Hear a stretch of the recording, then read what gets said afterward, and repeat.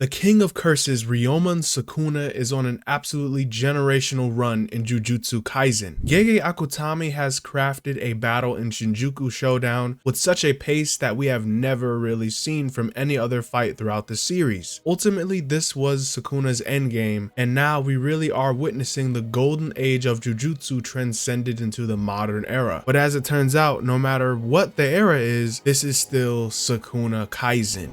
Sukuna always comes out on top. And unfortunately, to many readers, the way in which Sukuna is dominating leaves much to be desired. Perhaps Sukuna is too shallow as a character. Maybe Sukuna winning is repetitive in a sense, or simply many may be tired of it. Well, my brothers and sisters, today I wanted to continue our discussion on Sukuna Kaisen because I believe with so much more focus on Sukuna, his power, his character, and his downfall, Gege Akutami is making something amazing to look forward to, because when it comes down to the end of Sukuna, along with it may come the end of Jujutsu Kaisen as well. To make something very clear, no matter how you feel about Sukuna, this battle was always going to go down this way. From the very beginning in chapter 3, Ryomon Sukuna was a legendary demon who defeated the sorcerers from the golden era of Jujutsu. This included the Fujiwara clan elites, the Abe clan, and remnants of the Sugawara clan. These may just sound like names on paper, but these sorcerers were serious threats in their day. Threats that probably are undefinable by even the standards of special grade.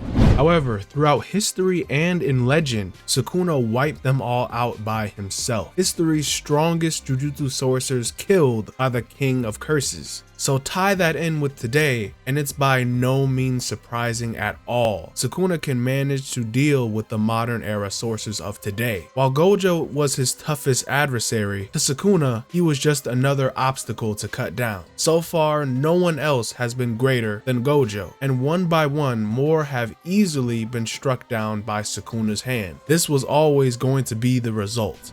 For so much of the series, both in a narrative sense and mentioned in history, Sukuna has no rival, he has no peer or equal, and Sukuna finds pleasure by his own means. Even now with Kenjaku out of the picture, Sukuna is the final main antagonist, so the effort to take him down may also extend to solving the sorcerer's problems and potentially could end the series. So Sukuna is not going anywhere anytime soon. When it comes to Sukuna's current mindset, it is very interesting because he isn't like Gojo or Kashimo, where his strength makes him lament his loneliness. Sukuna instead is a cannibalistic demon who lives only for himself, and he understands that he is the strongest thing on planet Earth. So ultimately, Sukuna's goal is for himself. It's pleasure, mainly in fighting. Distinctly, even Sukuna questions himself about the nature of his mindset, as those around him break so easily. If I want to eat, I eat. If I see an eyesore, I kill it. If it entertains me, I throw it a bone. I live according to my own stature. If that can't be measured or understood, that's not my problem.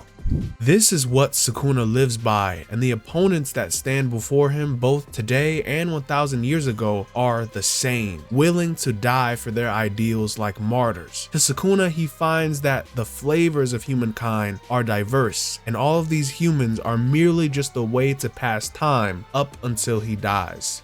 In times before, Sukuna considered ideals something that he never had any interest in as a human. He says that his capabilities were too great, so he wasn't bound by anything. However, seeing Yuji's unbreakable soul gave Sukuna something to do right now. So Sukuna has decided to take the ideals of all the sorcerers and destroy them. Sukuna will kill everyone. He will kill all of the calling game players, and he will even start the merger to have fun with the newly awakened Tengen. I really do not think you can get any more selfish than that. Sukuna is basically too strong, so what he seeks is to just pass time with all these weaklings around him. In a sense, this is why Sukuna isn't trying all that hard, because there's not any fun in squashing insects in front of him. However, if it entertains him, he's going to throw it a bone. And we have seen a number of times during this arc, Sukuna is thoroughly interested in what the sorcerers will try next. He will even put himself in a disadvantageous advantageous position because of it. This itself is actually quite a bit shallow because Sukuna is simply too strong for anyone to challenge him, let alone teach him anything about strength and love. However, what makes Sukuna compelling is his overwhelming sense of self and the intense amount of mystery surrounding Sukuna's aura.